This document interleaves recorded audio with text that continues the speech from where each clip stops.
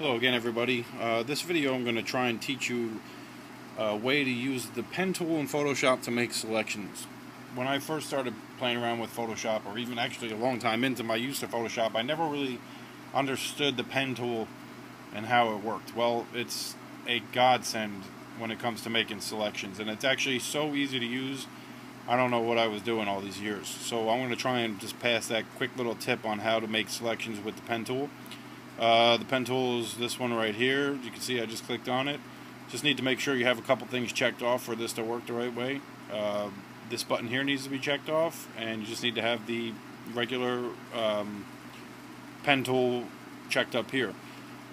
So the first thing you want to do is zoom in. I'm using an image of a pipe I made in Maya, but it could be anything. Most of the time it's going to be a girl or a car or whatever, but just zoom into it so you can get up to some pretty good detail without losing it. This is probably good enough for now.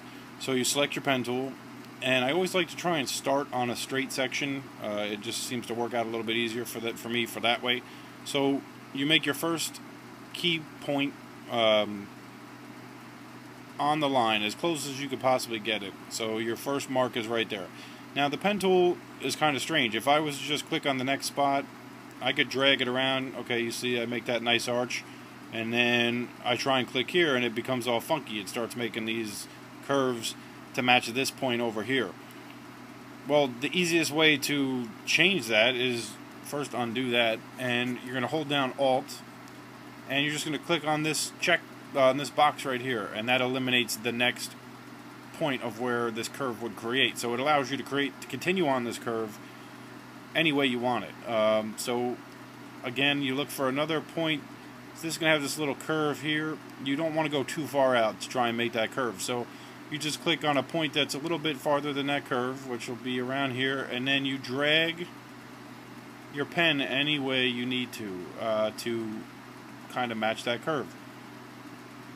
So that sounds about right, or that looks about good right there. So again, you're going to hit Alt, and you're going to remove that next curve point by just clicking on this box here, and that allows you to continue on to draw your curve however you want it. I mean, the simplest way to make these curves: drag where you want the end of the curve to be, or point where you want the end of the curve to be, click it, and then just keep dragging around until you have this line that matches.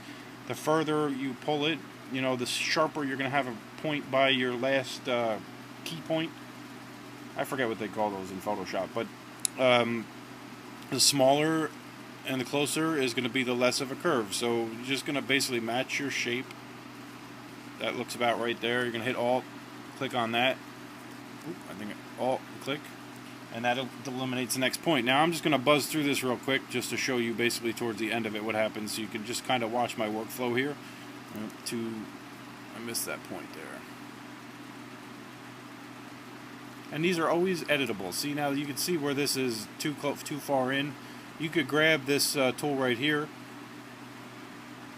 the little arrow, and drag this wherever it needs to be to fix that if you've messed it up. So you're never going to make too much mistakes. See how I just pointed it right on the end here? Well, now I can take this tool, this little marker, and drag it again to straighten up that curve to readjust that. And then you go back to your pen tool, and then just continue on as normal. Click, drag, Alt click your next position, click, drag, Alt click, and so on. Now I use a pen tablet when I'm creating this.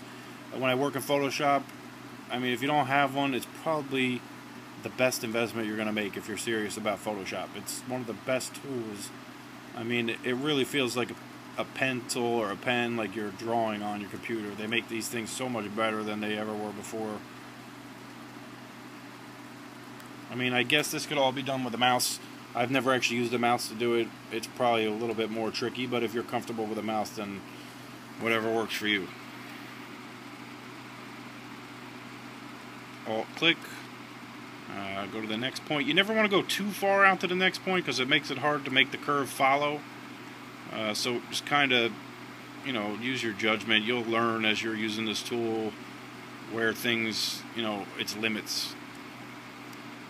And this is definitely not going to be the perfect selection because I'm kind of buzzing through it here to try and get this video small, but you get the idea. I mean, you can zoom in really closely, you'll get it really pixelated, but it gives you even a little bit more of an advantage to see the edge of this. I'm kind of just eyeing this out a little bit.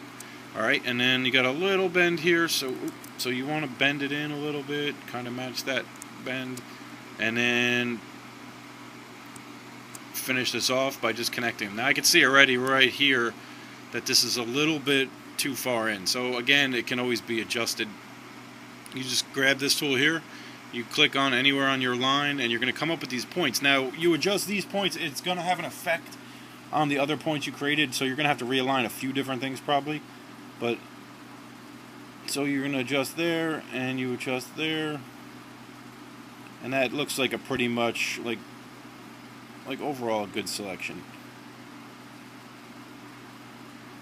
Oop, that was a mistake. Undo. Okay, we're just going to go with this. So now from that point you have your selection all made. This is considered a path.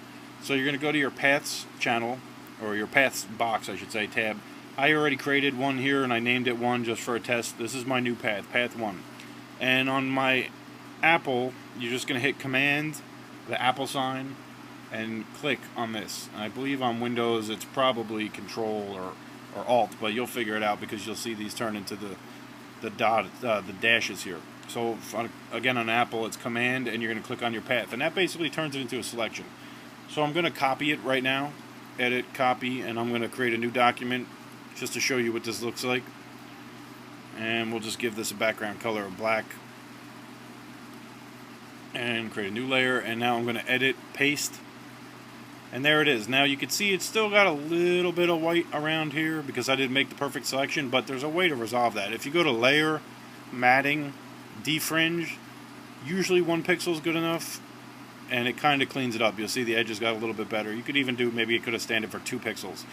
But that's basically the pen tool in a nutshell. I mean, it does a lot of other things, but for making selections, it's the best thing that Photoshop has to offer. There's masking, there's quick masks, you could do that by painting it, but to me, you're never going to get as accurate as that pen tool. By being able to move those curves around and adjust them to the point that you know looks exactly on the line, it's a lot easier than trying to paint in the lines in Photoshop. I mean, that gets a little tricky. And if you can make selections in Photoshop, you can do a lot. So this is a great tool to learn. Hopefully this helped you guys out.